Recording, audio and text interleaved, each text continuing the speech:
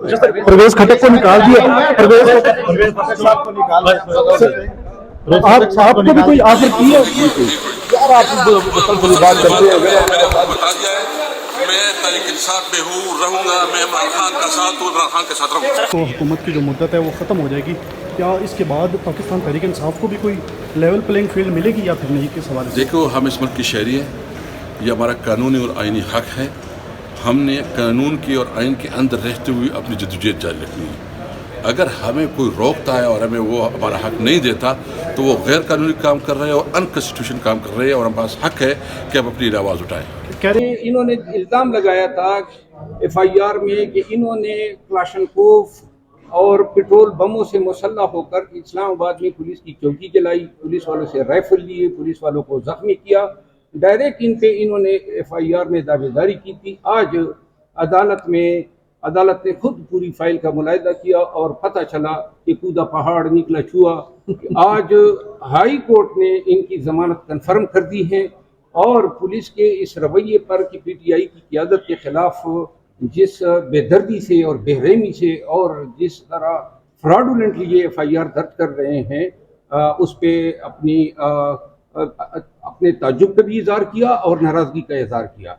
ये चीज़ आज की ये बेल कन्फर्मेशन ये उन FIR में है जिसमें खान साहब की भी अभी बेल होनी है। तो लिहाजा मैं ये बताना चाहता हूँ कि जितने FIR 150 या 180 लगभग जो दर्ज हुए हैं, इन सब की यही हैसियत है।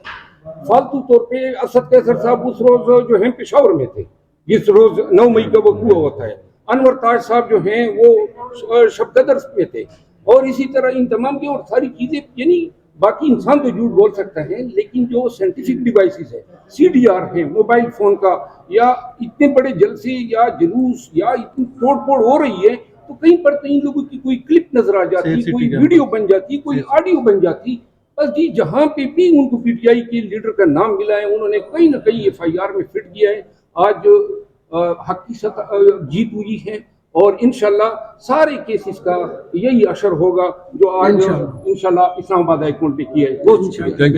सर आप कुछ कहना चाहेंगे? सर बस हो गया, लीगली उसने बता दिया है, और इंशाअल्लाह ताला अल्लाह ताला सुरखरू करेगा तहरीक इंसाफ की तमाम लीडरशिप। ये भी खबर थी कि आज आपके साथ जो कुछ हो रहा है KP में, मतलब जिस तरह के घरों पे हमले हो रहे हैं वो कीमा पे हो रहे हैं सर।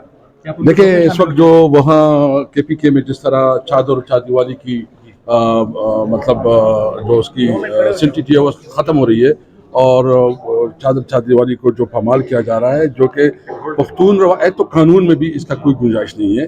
और साथ साथ जो है ना पख्तून रवायत भी है, कभी भी इस तरह नहीं हुआ कि कभी जो है ना इस तरह लोग घरों में गए, लोग घरों में बेइज्जतियाँ हुई, फिर जो है ना ये छोड़ दे कि मुलाजिमीन तक को जो ना टारगेट किया जाता है, रिश्तेदारों को टारगेट किया जाता है, जो इंतहाई अफसोसनाक है।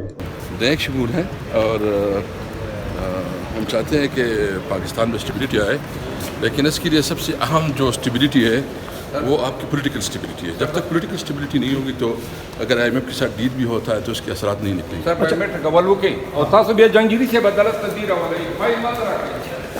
शहबाज शरीफ ने कहा कि 14 अगस्त